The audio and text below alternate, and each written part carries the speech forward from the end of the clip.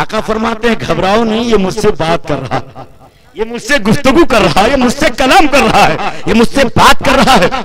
آج نادانوں نے اپنی کتاب میں لکھا، براہین قاطعہ نام کی کتاب ہے، اور اپنے کتاب میں خواب کہا، اور اس خواب کو اس طرح سے بیان کیا کہ ایک شخص کو نبی کریم خواب میں نظر آئے، تو اس نے دیکھا کہ نبی اردو زبان میں بات کر رہے ہیں، تو اس نے کہا یہ اردو کلام کہاں سے آ گئی؟ حضرات نادانوں کو دیکھیں، خواب دیکھنے پر کوئی مجھے اعتراض نہیں ہے، خواب دیکھتے رہے، مگر ہر خواب دیکھنے کے بعد مجھ سے چھاپنے کی ہمت نہیں کرنی چاہیے۔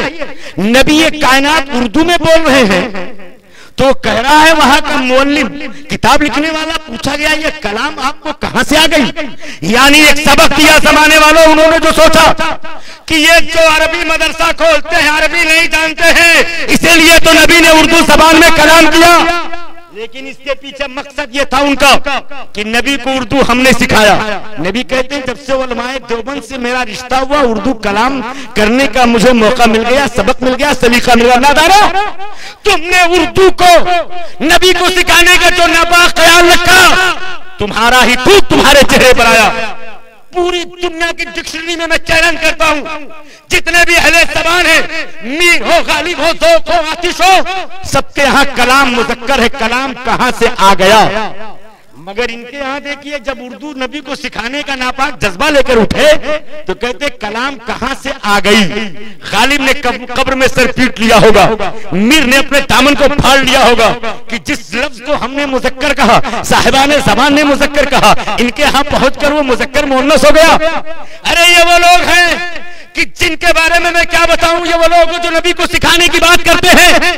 میرے نبی سے صاف بات کرے، میرے نبی سے جنگل کی ہرنی بات کرے، میرے نبی سے جنگل کا شیر بات کرے، میرے نبی سے بکریاں بات کرے، میرے نبی سے اونٹ بات کرے، سارا زمانہ میرے نبی سے محو کلام ہو، اور یہ کہتے ہیں نبی کو اردو ہم نے سکھایا۔ ایک جملہ سنو،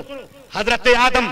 وَعَلَّمَ آدَمَ الْأَسْمَاءَ كُلَّهَا کی تفسیر میں علامہ اسماعیل حقی لکھتے ہیں اللہ نے 7 لاکھ زبانوں کا علم حضرت آدم کو عطا فرمایا۔ سبحان اللہ، حضرت آدم کو 7 لاکھ زبانوں کا علم اللہ نے حضرت آدم کو عطا فرمایا۔ تو سنی مسلمانوں، بمبئی کے خوش عقیدہ دیوانوں، جس کے صدقے میں آدم کو آدمیت ملی ہو، جس کے صدقے میں نوح کو نبوت ملی ہو، جس کے صدقے میں موسیٰ کو تکلم ملا ہو، جس کے صدقے میں یوسف کو جمال ملا ہو، جس کے صدقے میں حضرت یعقوب کو گریہ کا جذبہ ملا ہو، جس کے صدقے میں سلیمان کو تخت و تاج ملا ہو، بتاؤ اس نبی کے علم کا عالم کیا ہوگا؟ سبحان اللہ، سبحان اللہ، علم کا عالم کیا ہوگا؟ ارے نادانو، تم اردو زبان کی بات کرتے ہو، اگر خواب دیکھنا ہی اس کو چھاپنا ہے تو اجازت دیجیے علامہ وسیم القادری روز خواب دیکھ کے روز اخبار میں چھاپیں، اور خواب کچھ بھی دیکھ کر کے چھاپ سکتے ہیں، جب خواب ہی دیکھنا تھا نادانو۔ ارے میں ان کے بارے میں زیادہ پوسٹ مارٹم کرنے کی منزل میں نہیں ہوں، وہ باپ آگے بڑھانا چاہتا ہوں، ہجرت کی بات ہے، اس سے جو گوشے نکل رہے اس کو واضح کرتا ہوا چلو۔ سانپ باہر ہے، حضرت ابو بکر عرض کرتے ہیں آقا یہ کیا کہہ رہا ہے؟ ابو بکر صدیق سے نبی نے ارشاد فرمایا ابو بکر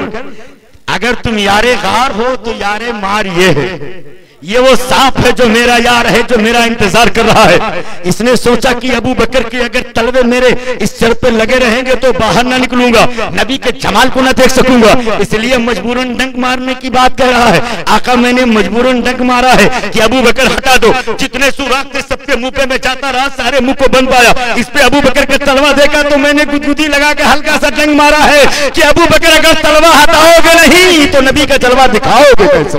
سبحان اللہ، نبی کا جلوہ دیکھ لیا ہے، میرے نبی پاک کی محبت میں ایک سانپ انتظار کر رہا ہے۔ اے نادانو، ایک سانپ بات کرے نبی سے، نبی اس کے کلام کو سمجھے،